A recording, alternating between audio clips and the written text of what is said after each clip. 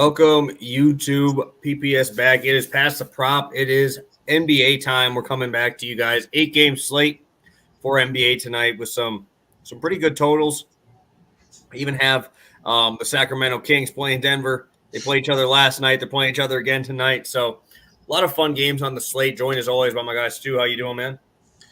I'm doing pretty good. It's been an interesting last couple of days. A lot of games in the NBA, a lot of pretty good ones, but also some blowouts and stuff like that. Some foul trouble. The injury stuff, too, has been going absolutely crazy. I mean, I don't know how many underdog notifications I got yesterday. I mean, my own Wizards. Beal went out. Porzingis headed back to the locker room at a certain point.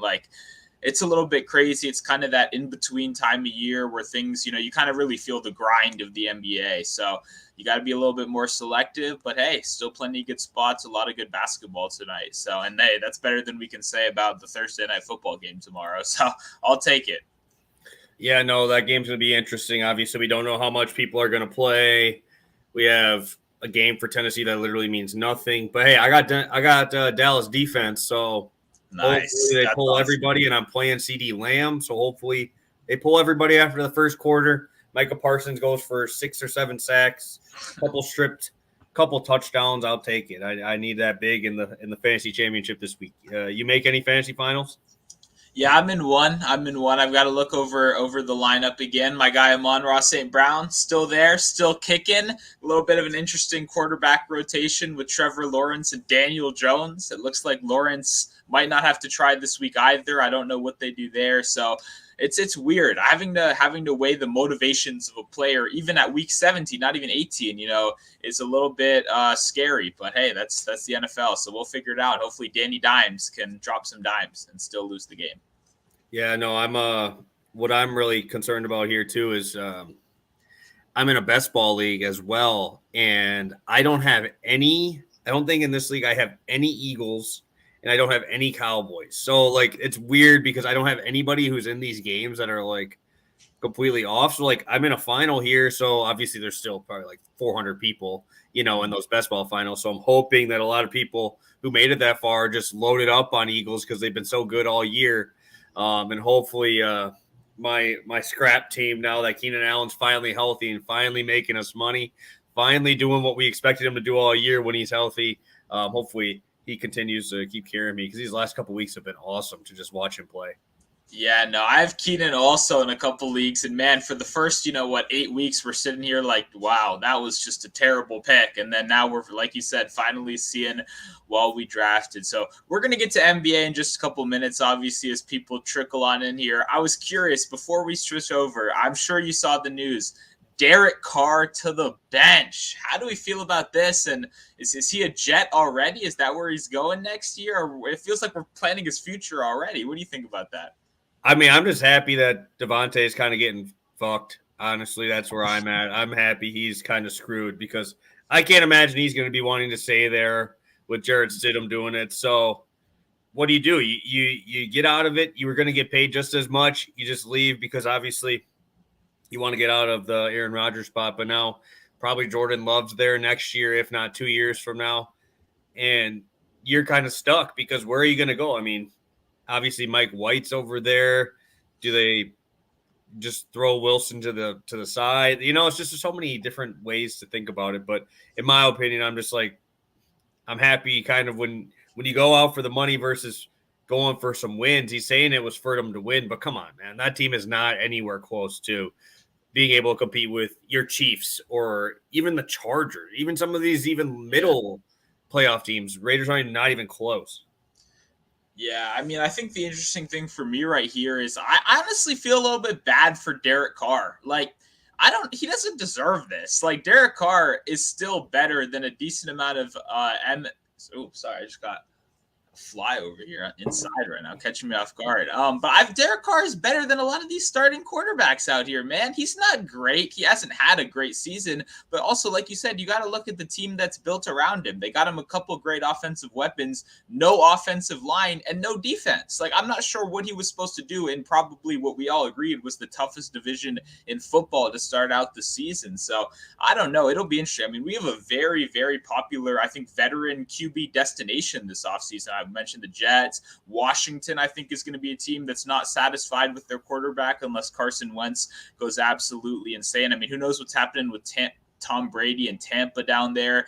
There's a ton of attractive spots right now that have, solid teams that just need a veteran quarterback. Even is Tannehill going to stay with the Titans? I guess. I mean, it's interesting, but I don't know. Jarrett Stidham is definitely not better than Derek Carr. Like, I will say that. I'll guarantee you that right now on this show. So I'm just kind of sad for betting whoever the Raiders play these next 2 weeks. It's just going to make the game shittier. I would prefer Derek Carr go throw 2 picks and score 30 points so we can get some good props. But we'll see what Stidham has, I guess. It'll be interesting. Yeah, I know Waller is back, and they have some weapons there. But, dude, the real thing is how much ownership is the San Francisco defense going to have on DraftKings at 2,900 this week, facing off against Jarrett Stidham, dude? Like, that is like, I'm almost happy if I'm Derek Carr, bro, because I'm about to die if I play the Niners. Yeah, I didn't look at the matchups yet, so I didn't know that was their team this week. Yeah, maybe Derek Carr asked for this. Maybe I'm looking at this the whole wrong way. He's seen what happens when you play the Niners defense recently. I mean, you get benched, Heineke, so we'll see what happens. But yeah, I don't know. Carr will be a very interesting name to monitor in the offseason. And I've seen it a lot on Twitter already, but I do think the Jets do make a lot of sense as a landing spot. Yeah, I don't know what's with all these younger, obviously this week you play your Jets guys because Mike White's back, but I mean, how long does that last? Or do they just go into the draft and just go for one there? So, yeah, let's take a look at the chat. We got about 20 of you guys in here live at the moment. We got Jay in here, Turbo. Jay talking about that 30-piece. Well, hey, I'm hoping CD plays like a quarter, bro. So hopefully he can get you like 10 points in a quarter, get you there. Yeah, I'm on the other side of that, dude. I don't really care about it. So I'm happy for him. I'm happy. Max, yeah, dude, I love Max Crosby. That guy is so good. Who's their backer? They have like a linebacker who I've been seeing these last couple weeks, looking at defensive props for the first couple of times. He's at like 7.5 tackles, like most games when I was watching. I might have to pull that up because I know there's a linebacker that I've seen that his numbers are just so high on those props. I'm gonna have to look that up because that's gonna bother me. Yeah. No, I agree. Crosby's crazy, but the rest of that defense, maybe a couple pieces in there, but it's rough.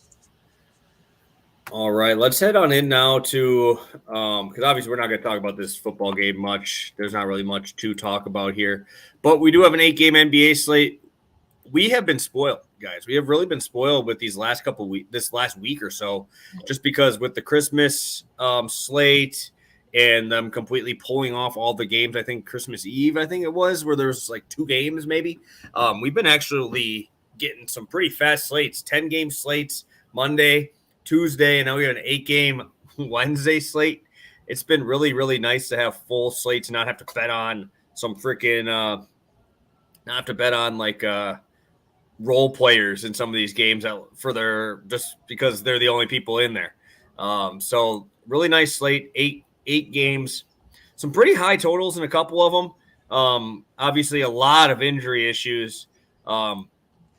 In terms of injuries, which one do you see as one that we can exploit the value in a little bit more if we have to talk about one injury specifically?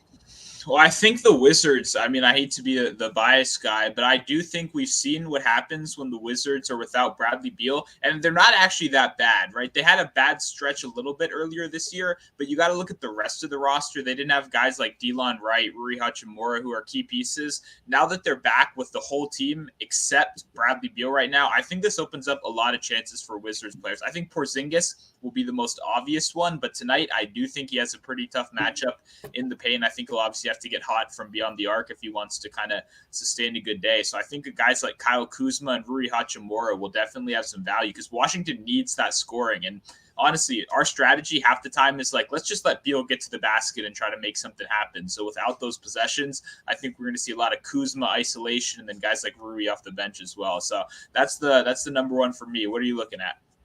I mean, if you're gonna go to your team, I'll probably go to the Bucks just because I know Drew's out. Middleton officially out as well.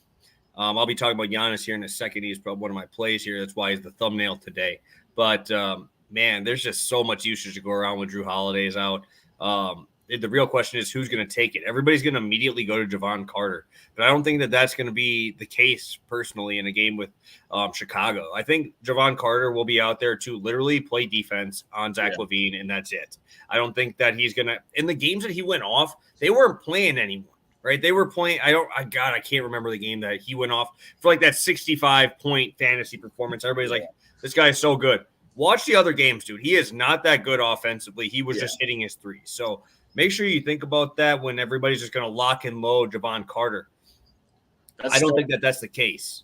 Yeah, I think steals and assists are where you'd want to go with Javon Carter. Those are the two. But even assists can get a little bit shaky because Giannis can just run point center at this point, So I agree with you. I think Carter, the shooting is it's nice, right? It's good when he makes shots, but that's not his role on the team. They don't expect him to go out there and score them more than 11 points on any given night. So I think that is a good mentioning that he's not suddenly just going to come in and take over like that game. And that game earlier, Giannis wasn't even playing, right? That was just him. So one thing I will mention is in those games too, I'm pretty sure Pat Connaughton wasn't back yet. Connaughton is my favorite guy tonight in terms of value. If you're going to go places, Connaughton's gonna probably play 32 minutes tonight. I'm not even kidding. This guy can play that much. He plays very good defense. Everybody knows that. But the dude snipes. He absolutely snipes. Cannot imagine that the Bulls are going to let Giannis just run into the paint every single time. And if they do, he's just going to get fouled every time. Like how Giannis has been shooting free throws. And like I said, we'll talk about that in a second. But I think Connaughton has a very good chance of having a nice game tonight. I just hate your Wizards, bro. I hate them when they're like this healthy because you got Will Barton who doesn't pass. You got Monty Morris healthy. You got Goodwin healthy for like 14 minutes. You can't play any of them in DFS. They're like completely irrelevant because there's so many mouths to feed. Even when they're not like big mouths, they just play like 14 minutes or 16 minutes. And now with Rui back, it just throws another wrench in it because there's just no one really to play, at least in my opinion, with the prices still kind of inflated from Beal being out for such a long time already. Yeah, no, that's a very good point to bring up. There are a lot of mouths to feed. I just think you have to be real kind of specific. I think we've seen Barton's minutes really take a hit when Rui's in there healthy. I think that's something in Goodwin. I love Goodwin. He's scrappy, but he is essentially a budget Delon Wright. Delon Wright's been playing quietly very, very good basketball for Washington. One of the best bench guards in the league, providing instant defense. So no props are out yet, so I don't like to really spoil my plays, but I'll definitely be on Delon Wright steals in any certain kind of way. The guy needs like 13 minutes to get a steal. I imagine he's going to play 25, 26. But I agree, a guy like Monty Morris is someone I'm never playing on Washington because he can lose his job at any given second over there. But a guy like, Rui Hachimura, they really do. When you look at their splits with him and then without him, they need that bench scoring that he provides. I mean, he's the only guy that they really trust in an isolation set off the bench, considering Will Barton was that guy previously, and he has one of the worst field goal percentages in the league because he can't make shots right now. So for that reason, I understand what you're saying, but I think you just got to be real specific about the angles you look at off the bench. Exactly. And I want to talk about there's 4 games tonight with over a 230 total. I want to just touch on them here and kind of see where you're at on these. We have that's 229. We got Brooklyn, Atlanta. We got 5. Bucks and Bulls are at 230.5. We got Minnesota Pelicans at 234, 233 with the Warriors and Jazz, and 236 with Sacramento. Is there a game out of those ones that you're thinking of that might be a game for props? It doesn't even have to be one that you're on right now. I know there's some games without props out. Is there a game that kind of catches your eye? A lot of those games are pretty close spreads too. Yeah, I'll say for me, I think Jazz Warriors could just present a really good no defense kind of game. I mean, there's no rim protection on either side.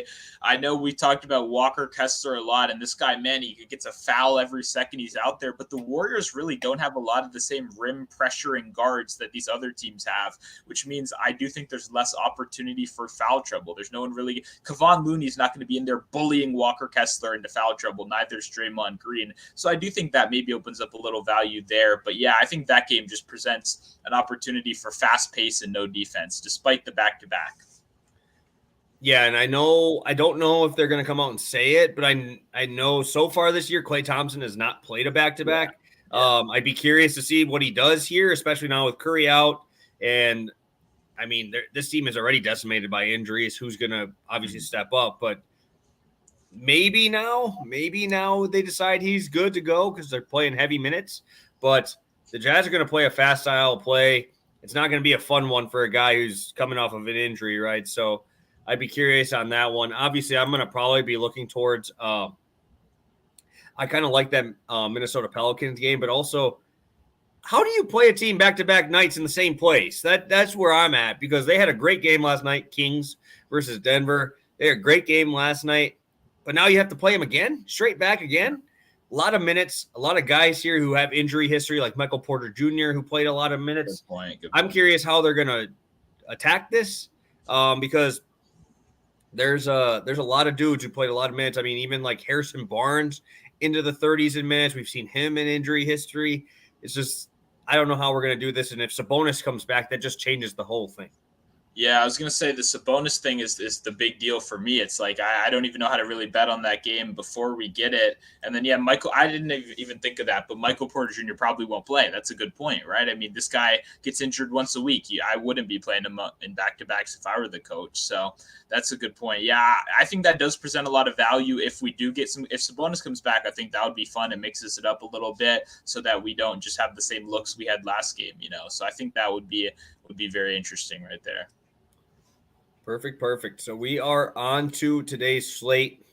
Obviously, we talked a little bit about each game that we kind of are looking at, but we have about kind of the same type of plays, right? We got a combo play and then obviously a straight play. I'll kick it over to you for your half unit play to kick us off. 25 of you guys in here. Appreciate you guys popping in.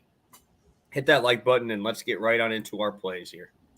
Yep, I'll start out the little same game parlay right here. And I think this Kevin Durant 25 plus points, I think that is great value. It's just a same game parlay leg in general for tonight's slate. It's only in the 260s on DraftKings, which is pretty insane considering he's had 25 or more points in 13 straight games against the Hawks, including during that span having his, I believe, career high 55 points against them last season. The Hawks, just like pretty much every other team in the NBA, really don't have anyone that can guard a guy like Kevin Durant. But especially when you look at it, Kongwu's going to be playing drop. That really does open up that mid-range. He's going to see mostly Hunter. Not only does he have the size advantage, the experience, Hunter's a solid defender, don't get me wrong. Definitely a solid piece out there, but it's just not a Kevin Durant level guy, right? I think 25 points is just such an easy benchmark to hit right here. And I think I'll probably play it with maybe another piece or two when I bet on this game. And I think we talked about this a little before the show. Blowout definitely can be a concern, especially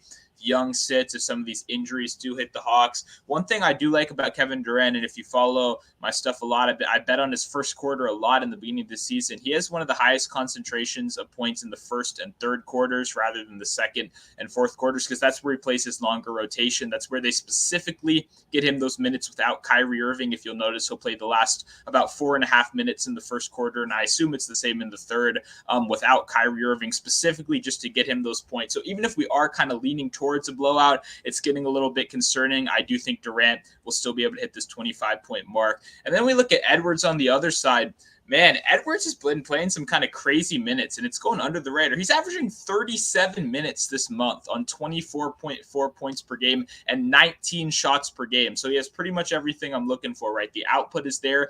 Only missed this one in, I believe, 3 games so far this month, and the misses were at 19 points, and 17 points. What that shows me is that even on his most inefficient nights, he's still getting very, very close to this number. It's not like we're asking for a regular performance, a bad performance for Anthony Edwards gets us to 20 points, especially if he's going to give us 37 minutes a game. I mean, we're seeing in his last couple of games, 40 minutes, 38 minutes. That's exactly what I want to see, a guy that has pretty much as many opportunities as possible. You already mentioned the total in this game. I expect it to be a competitive game. I think the stars from both sides are going to show out. I like Zion in this one. I think it'll be a good competitive game, but I think both of these guys get to their benchmarks. So I know it's a little bit juiced. 135 isn't ideal. Kind of offset that a little bit with the half unit right there, but I probably will be going back to this Kevin Durant 25 points leg as well, maybe a little bit later tonight when we have some more options.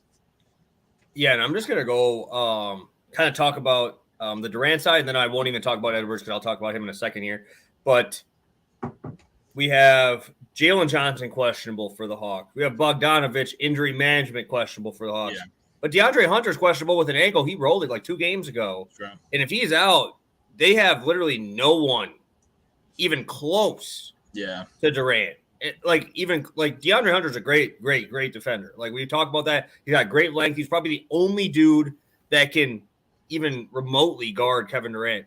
And if he's out, I don't even know what's going to happen. Kevin Durant could score 50 points in this game if he's out. I really don't know what they're going to do. You can't put DeJounte on him. He's too important offensively, especially if Trae Young's out. I mean, this could be really bad, really bad for this team. And I'm going to talk about the Timberwolves here. And you talked about minutes. D'Angelo Russell's right there, right? He's right there with Anthony Edwards. The only guy is really running this much minutes, right? I talked about it. Rudy Gobert in last game only played like 28 minutes. The dude sucked. He had 10 points, 8 rebounds, in an absolute smash spot. But guess what? The only two guys as of right now that are getting this much run are Russell and Edwards. And they're running 36 plus almost every single game in competitive matchups. He's hit this number in 6 out of his last 7 games. And without Karl Anthony Towns so far this year, he's averaging a 25.5% assist rate. Obviously, is sitting around 11.7 potential assists per game. I like this matchup with the Pelicans. I think this total really helps us get there. But 6 is just way too it's way too easy for a guy who's going to be playing almost 40 minutes. Hopefully in a competitive matchup. We're seeing a 6-point total. I don't know if they're going to run Zion for his full minutes. I don't know if they're going to run Trey Murphy for his full minutes. I know they've possibly been in and out of these lineups. And obviously Herb Jones is out too, which is very important because he could have been the guy either guarding Edwards or Russell. And my opinion, probably their best defender. So he's obviously out already, ruled out. So that's awesome. Giannis, 30 points. I want you to guess, what do you think Giannis's usage rate this year without Drew Holiday is? Without Drew? And obviously this is without Middleton too, because for a lot of those games, Middleton's already been out. Yeah, I'm going to go 38%. That's what we'll say. Giannis has a usage rate of 42.2% without Drew Holiday this season. The dude has been a wizard. A lot of those games have been blowouts, and the Bucks have been winning those games. He's only played 29 minutes per game in those games so far this year because they've been blowing out teams, even without Drew Holiday on the court. Like I said, he destroys the Bulls. He always does. Who's gonna match up with him? You're gonna put Patrick Williams on him. He'll probably foul out in 3 minutes. And then you have good old fun Vucevic down low as well. Obviously, I love a lot of parts in this game. I love Bobby Portis in his revenge spot. I love Pat Connaughton, but Giannis's line only moved up 1 point because they already had him destroying the Bulls. He was at 32.5 points before the Drew news and only went up to 33.5 because they already expected him to just go off on these dudes. He always does. They have no rim protection at all. I mean, Drummond is not a rim protector either when he gets down there. He's just up there to pad stats. So I really don't know how Giannis just doesn't go completely berserk on these dudes right as of right now. 31 points per game. And again, this is another buy low spot. He had 26 and 27 points in his last 2 games. But I expect this one to stay a little bit closer, only a 2.5 point spread. And when we see him get to 30 minutes, it's a pretty nice hit rate outside of the last 2 games. So love Giannis tonight to come through against these Bulls that he absolutely has a great record against. I love Giannis, man. I absolutely love that spot. I mean, this is such a good matchup for him. Kind of like the Kevin Durant thing where nobody can guard him. But I mean, especially if you look at the personnel, right? Every single second where he sees a clear driving lane and Vucevic in the center, right? Playing that drop, he's just going to attack. He's going to attack. Patrick Williams will be around. He's a solid guy, but doesn't have the size to stick with him. It's such a good matchup. And then I like Russell assists right here too. I mean, when you look at the Pelicans, these guys are kind of got a heat energy going on where they're developing these young guards that come in off the bench and just hassle point guards. If you watch any Dyson Daniels this year so far, this kid's looking good on defense, man. He's got some skills there too. Obviously, we know Alvarado is kind of going to go in there and be annoying. Just tons of great defense from the guards. So I like that. I think he's going to be distributing. I think Edwards does have the better matchup. I think he'll be finding him. And then also Gobert, whenever he decides to show up in the paint. So I love this combination. And it's crazy that Giannis is up at like the 35-point mark just as a regular prop right now. But I see why. Yeah, no, Chris, great find. I know I was so close to just hammering Giannis's points, rebounds, assists because they were giving them, it was like 43 and a half, and it was juiced to like 135. So you know what happens when these books, they get me, dude. They know I'm about to hammer it because Yeah. once I see 135, I'm like, oh, shit, I got to go find somewhere else. And then all of a sudden, Drew's ruled out, and I'm like, no, dude, now it opens up, and he's back up to 33 and a half points now. But also, I did want to mention that we have Trey Murphy off an illness that is playing. Dyson Daniels off of an illness is playing. Again, off these like 3 games, right? 3 days. They've only had 1 game and they missed that game. So it's like, how much do they play? Obviously, Zion's back, but he had his conditioning thing where he didn't play last game. So it's like, yeah, you're sick, but like, how much could you be running? How much can you play in a live NBA game, especially in a pace that the Timberwolves are going to put on you? I'd be curious to see if minutes are going to be an issue there for some of these Pelicans that came off this illness that went through their locker room. That's a good point. Yeah, I mean, it's easy for us to not take it too seriously, but obviously remember how you feel when you feel like shit and have to go do your job, right? Probably not going to be 100%. Always important to kind of balance that human element a little bit. Beautiful, beautiful. And I see somebody talking about the GOAT right now, Lauri Markkanen. I'm probably going to be on him in some way, shape, or form. Not sure if it's just going to be points or if it's going to be points, rebounds, because I've been betting on because I've been betting on his points, rebounds, and he grabbed like 13 boards last game, dude. He went crazy. So I always like kind of having that other option, especially when you have a Warriors team that is a very small team. We might not have Klay Thompson. It's only a 4-point spread, too. Nice 233.5 total. I love Lauri, but I think I might add in rebounds in there, too, because I think that he'll have the ability to grab those as well. All righty. I think that was the only question. If you guys have any other ones, drop them in the chat, and we will get to them shortly, but I will kick it right over to you, and we'll get rolling. Obviously, we just talked about Lauri, and this is obviously a good segue into your play here. Mm-hmm. Yep, I'm going Colin Sexton over 11.5 points. This is the guy we talked about in our spaces a little bit. You know, we were discussing Sexton and his efficiency, how good he's been since he's come back, but also just generally how good of a bench guard he's been so far this season. And man, this 11.5 number feels a little bit low, almost suspiciously low right here. Obviously hit this number in 10 straight games coming in. He's only been back from injury now in 2 games. He scored 18 and 13 points in those 2 games. And what I like to see, right, this is what I was worried about in the spaces. In that first game when he scored 18 points, 6 for 7 from the field, only 17 minutes, right? I get that they would be keeping him on a leash a little bit, but that had me a little bit worried, right? Next game, he actually scored less points, but guess what? The 5 for 12 is what I like to see right there. The shot attempts almost doubled in between games. And guess what? The minutes increased by 7 minutes as well, getting him up to 23 minutes in that game right there. I expect that to only go up. I think it clearly kind of shows that first game was more precautionary, but he's going to get back to playing his 24, 25 to even 30 minutes when he's having a good game kind of roll. And that's what I absolutely love in this fast-paced matchup right here. We're not going to have a lot of defense from either side. Like we mentioned, the total already in the 230s. Pretty much all of the best defenders on Golden State are at risk of sitting out due to injury management. Even when you guys look at guys that are going to play, Dante DiVincenzo is obviously a good defender. He'll be playing mostly with the starters. He's obviously a starter right now. Sexton normally gets a lot of those bench minutes, and I'd much rather take on Ty Jerome in the starting lineup than I would Dante DiVincenzo. So I think Sexton's positioned himself for a good spot. I see, 25-ish minutes this game, around 10 shot attempts in a high-paced matchup against a team that struggles against guards. One other thing, too, Golden State has been top 5 in fouls per game most of the season so far, and Sexton's been good at getting to the line. I've really liked to look at a lot of these guys. It's not a coincidence. Their spike games happen when they're able to get to the line. He had 10 free throws in a game versus Golden State earlier this season, and then 4 in the other game. That's what I like to see, just those easy points. Very good free throw shooter. So just to summarize real quick, averaging 17 points over his last 10 games, hit this in all 10 of them, hit it in both games since coming back and both games against the Warriors. I just think it's a really good line, good value, not a lot of defense in this game. I think Sexton has a good one.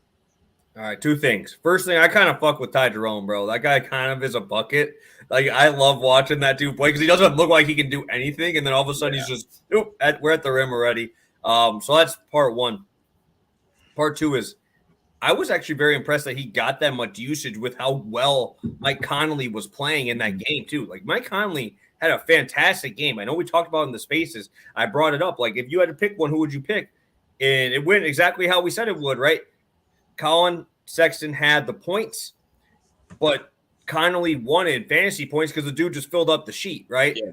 But Sexton still hit that number. I'm pretty sure he had like 14 points in that last game. So I like to see that Mike Connolly didn't have to suck for Sexton to get those minutes and to get those shots. Because, like I said, Connolly played really well, played like 31 minutes, and Sexton still got that run, even some right next to him, too, which is really nice.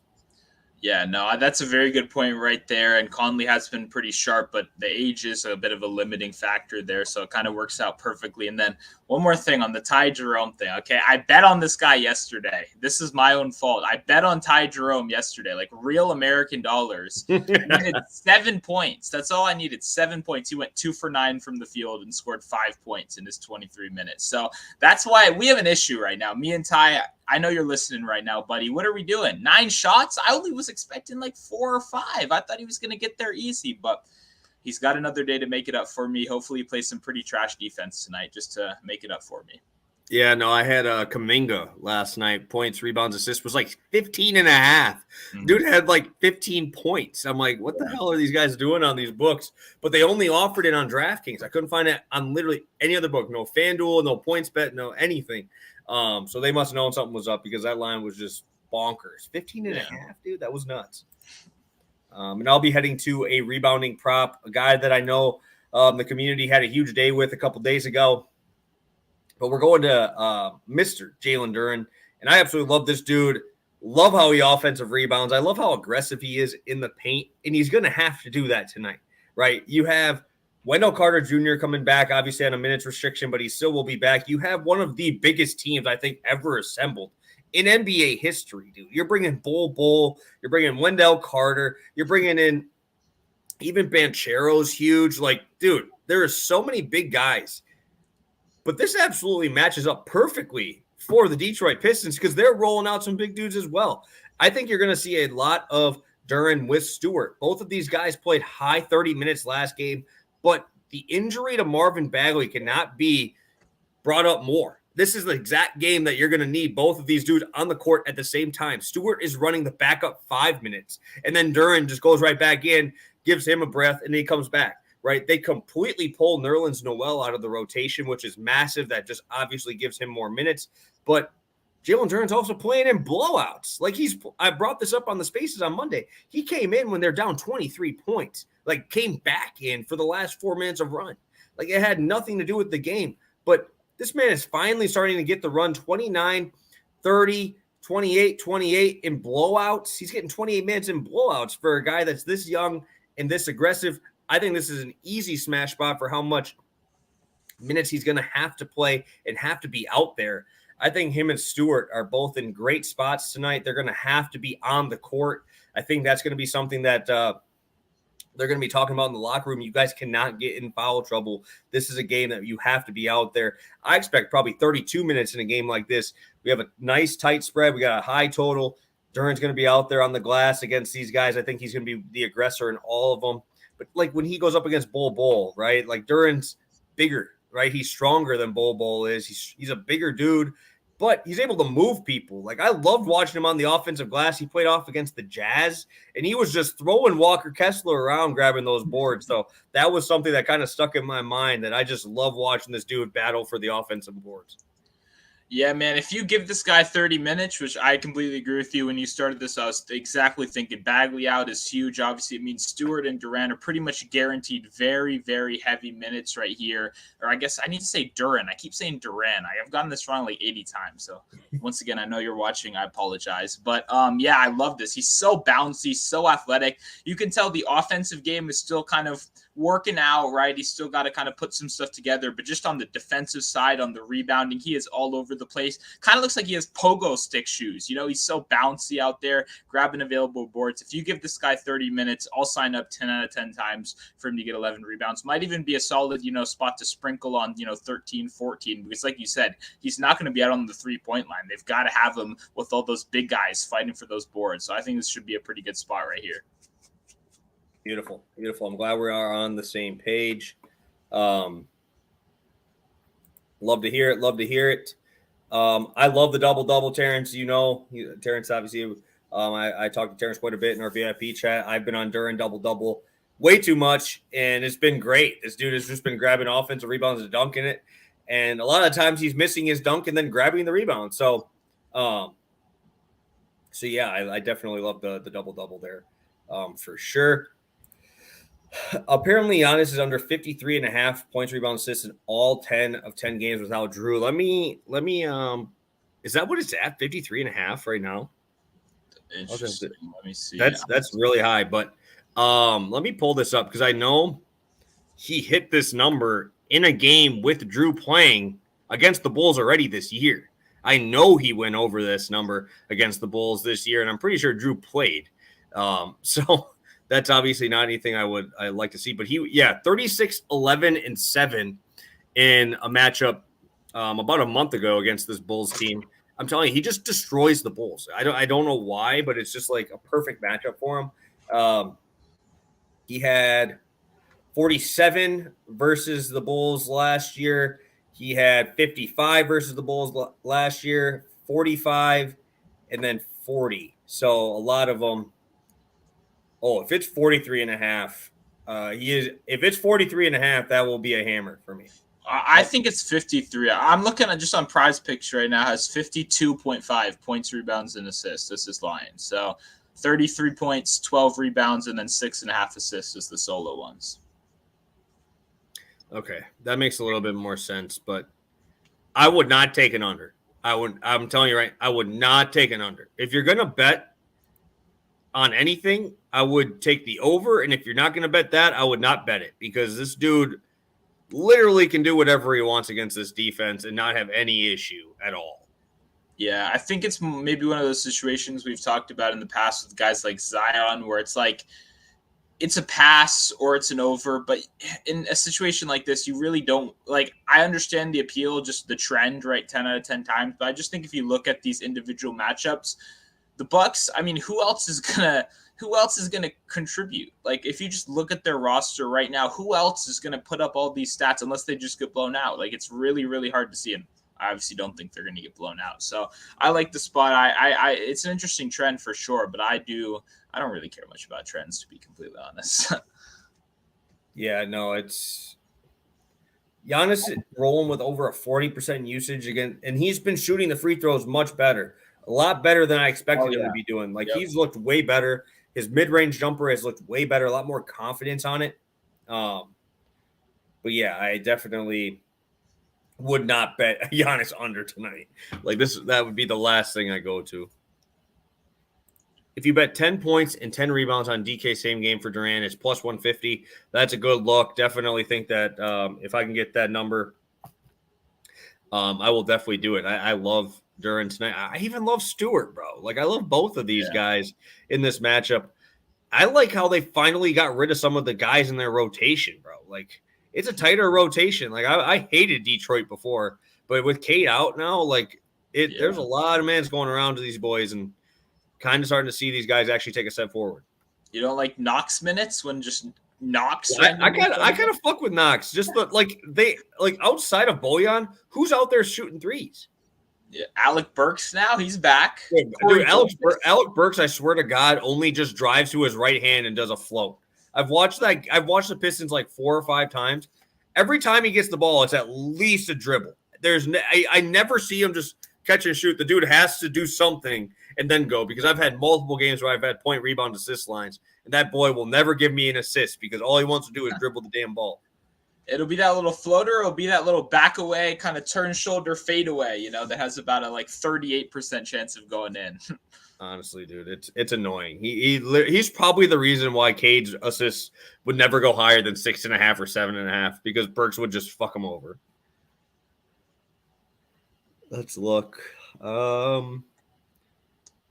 I don't think we have any other questions in here, do we? My guy Jay speaking my language over here. Thoughts on Laurie Prize Picks right here, over 3.5 free throws.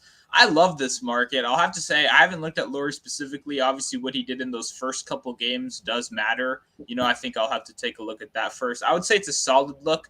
For me, I tend to try to go for guys that are very drive heavy a little bit more. Laurie, he's got the kind of soft big man mentality a little bit, where he's not necessarily bullying around, really throwing his arms around. He'd rather take that fadeaway jumper, right, which is much less likely to get you a foul. So I think it's solid. I would assume he's a good free throw shooter. I have to check, but with his shooting touch, I would assume it's pretty good.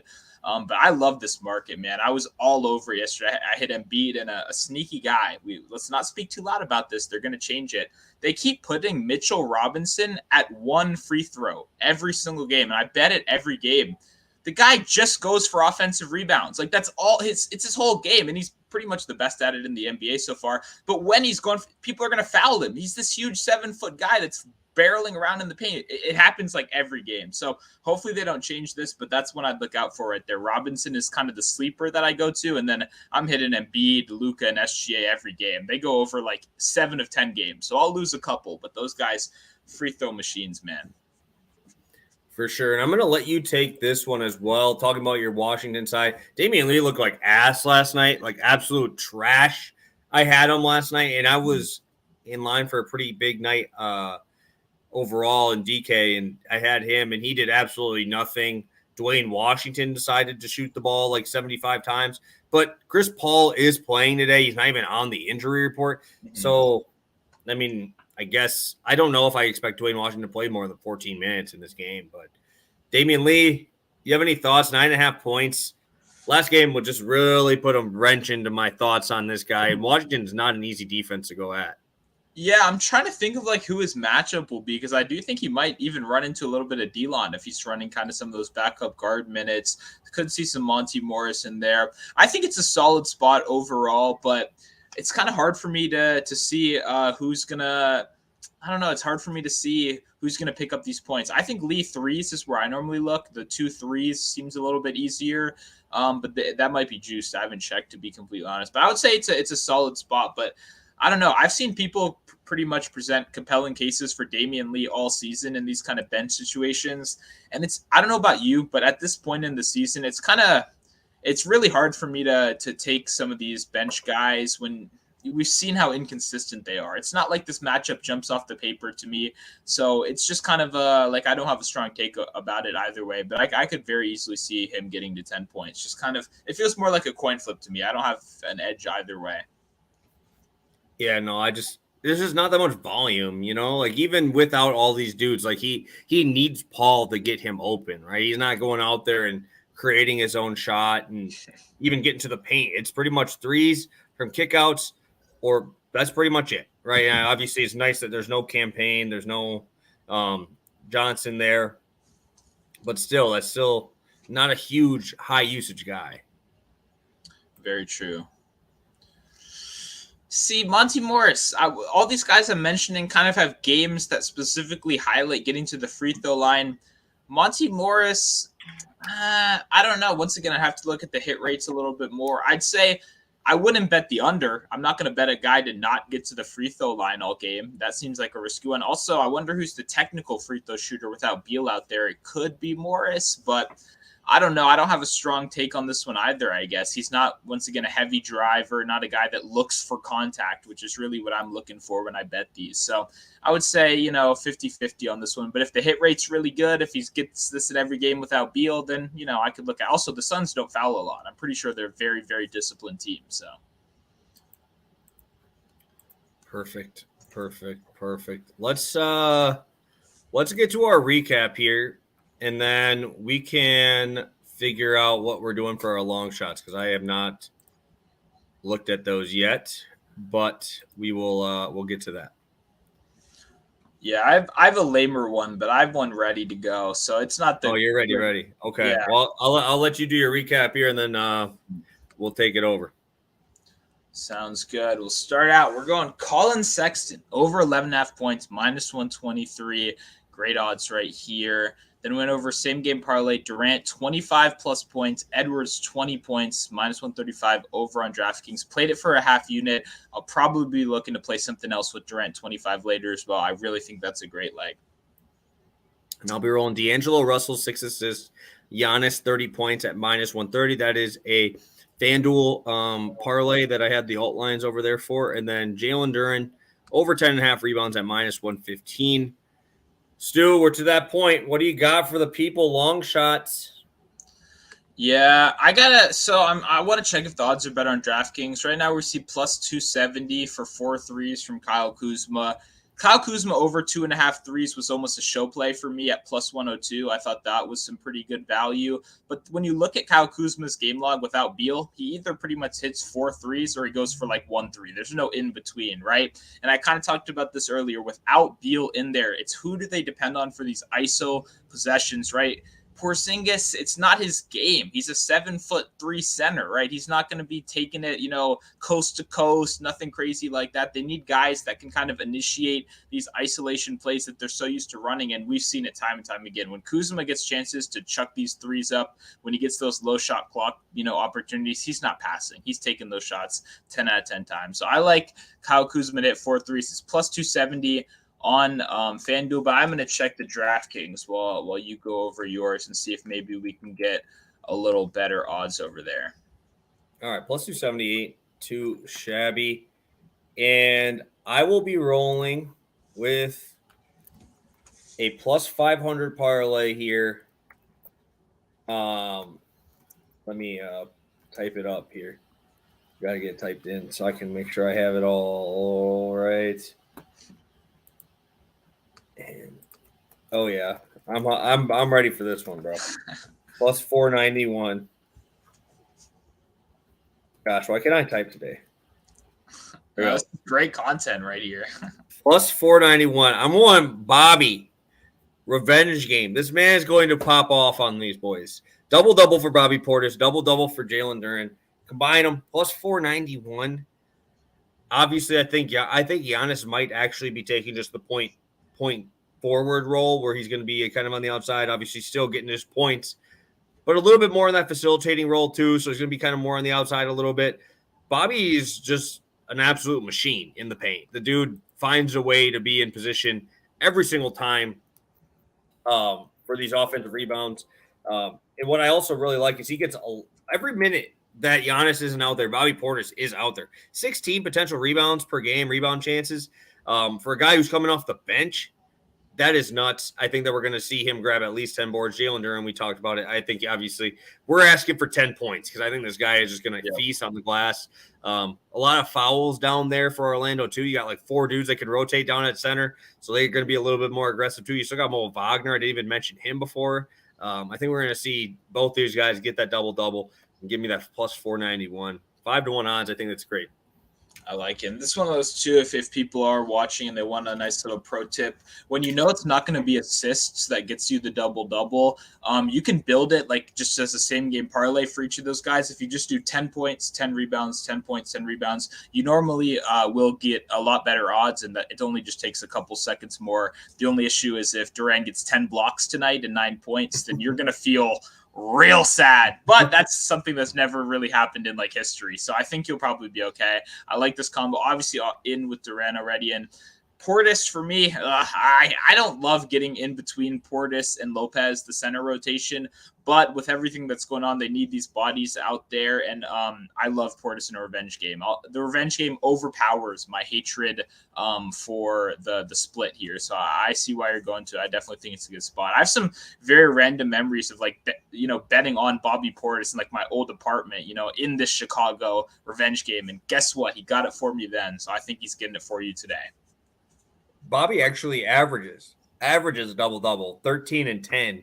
He played against the Bulls already this year one time, obviously the game that Giannis went absolutely berserk. Mm-hmm. And he had 13 rebounds, only had 9 points, but only played 22 minutes in that game. Drew Holiday out, definitely opens it up. I love Bobby Portis tonight. Let's just go crazy. Plus 650 on DK if you build. Love it. That will be my new line. Thank you, Terrence, as always. Yeah, that's what I'm going to do right when we get off here because he talked me into it a little bit right there. I like it. Hopefully he doesn't punch anyone today. Hopefully no ejections. Get out of this game clean and get some doubles. Perfect. Stu, we're done. Actually, nope. We got one question. Paul, which Zion do we think we get tonight? Do we get that 30+, or are we getting less than 25? Conditioning might be an issue.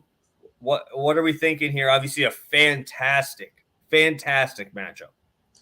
Yeah, for me, it's tough because it's never honestly the matchup with Zion. It almost feels like it's exactly like you're saying. It's like a mentality thing. Like if he wakes up in the morning and he's like, I'm gonna score 30 points today. It almost feels like one of those things. I do think he probably gets there. I think it's a good game for Zion today. Obviously, coming off a bunch of injuries, I think they're going to need him to step up and be aggressive very early. So I'd imagine that is part of the game plan right here. So I like the 30 plus Zion. He was definitely in consideration as one of the guys that I thought about, bringing the number down a couple points and pairing with KD. He was pretty close for me. So I like Zion tonight.